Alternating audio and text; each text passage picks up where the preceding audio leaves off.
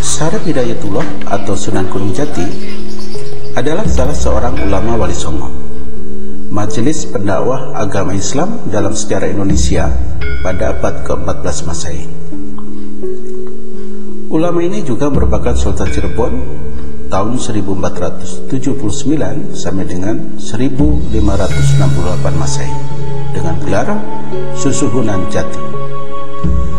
Sunan Gunung Jati lahir adalah putra Sultan Syarif Abdullah bin Ali Nurul Alim, Pangeran Mesir yang menikah dengan Nyai Roro Santang, putri Prabu Siliwangi dari Kerajaan Pajajaran. Nama asli Sunan Gunung Jati adalah Syarif Hidayatullah. Sejak kecil sudah tampak kecerdasannya dan ketekunannya dalam menuntut ilmu. Karena kesungguhannya menekunin ilmu agama, atas izin sang ibunda, Syarif Hidayatullah berangkat ke Mekah. Di Tanah Suci, Syarif Hidayatullah berguru dengan Syekh Tajuddin Al-Qurtubi. Beberapa waktu kemudian ia ke Mesir untuk belajar kepada Syekh Muhammad At-Tailah Al-Sadili, seorang ulama bermadhab Syafi'i, sekaligus mempelajari tasawuf Thariqat Sadiliyah. Atas arahan dari Syekh At-Tailah, Syarif Hidayatullah kemudian pulang ke Nusantara untuk berguru pada Syekh Maulana Ishaq di Pasai, Aceh. Selanjutnya ia mengembara ke Karawang, Kudus, hingga di pesantren Ampel Deta Surabaya untuk belajar kepada Sunan Ampel. Oleh Sunan Ampel, Syarif Hidayatullah diminta untuk berdakwah dan menyebarkan Islam di daerah Cirebon.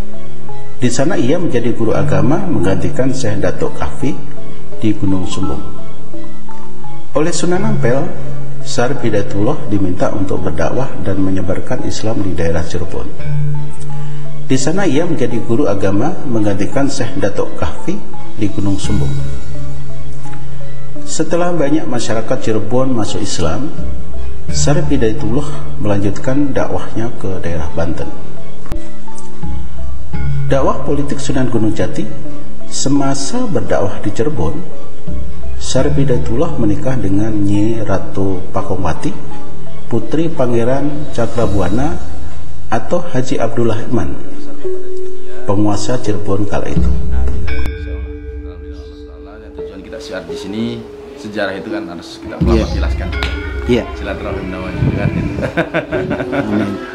Patong dari keluarga kerajaan. Saya jubir Pak ya. Saya Jubir, mewakili ya? dari Kesultanan.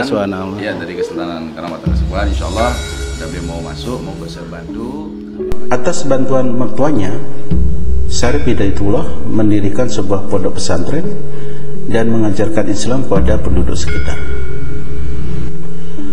Oleh para santrinya, Syarif Hidayatullah dipanggil dengan julukan Maulana Jati atau Syekh Jati.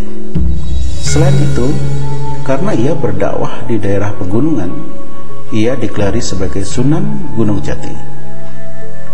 Setelah Pangeran Cakrabuana meninggal dunia, takluk kerajaan Cirebon dilanjutkan oleh menantunya, yakni Sunan Gunung Jati.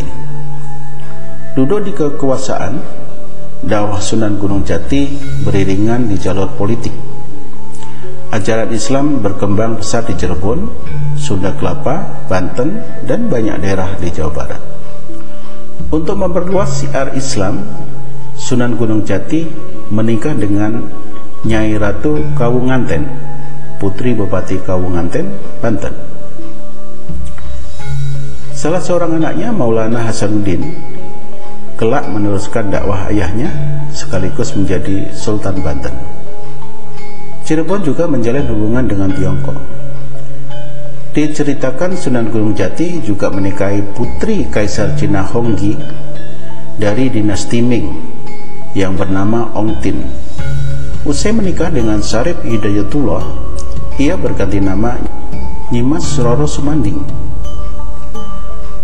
Dakwah Islam yang dilakukan Sunan Gunung Jati kian kokoh berkat kerjasama dengan banyak kerajaan tersebut. 18, 19 atau lebih. Untuk di kamar Jinem yang satu ruangan dengan Sunan Gunung Jati itu ada 18 makam. 18 makam. Nah, sementara di pada tahun 1568 Masehi, Sunan Gunung Jati berpulang. Ketika meninggal, usianya diperkirakan mencapai 118 tahun. Makamnya terletak di Gunung Sembung, Desa Astana, Cirebon Utara.